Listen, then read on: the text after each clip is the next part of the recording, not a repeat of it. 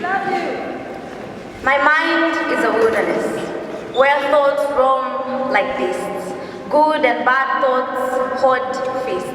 Somehow, I have to be at peace amid this raging mess. Somehow, I have to cage these thoughts within, but how do I cage something that was meant to be free? How do I stop what one sees to be? My thoughts behave like a shadow that stretches and grows. My thoughts are a small ember that flares into a flame. They are a calming, raging storm in a restless game. One thought is a thief, stealing sleep and stealing light, distorting truth and obscuring sight. It disguises itself cautiously as care, but at its core, it's a snare. A bind that holds tight, resistant to reason with my innermost fears, resistant to fight. Another thought lurks in the corners of, what if I'm not good enough? What if nobody loves me? Or maybe God doesn't even care about me? Or maybe God just tolerates me because He made me?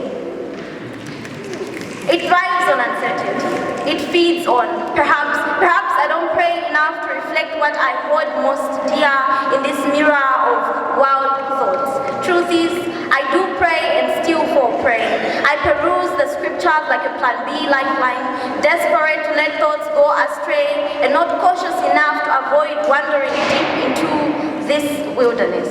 I meditate on be still and know that I am God, but my stillness feels like sinking sand, a command I can't quite command. I wrestle with verses that tell me not to fear, but my cares are heavy, so heavy that they drag me deeper into this wilderness, and all the beasts stare at me in mockery.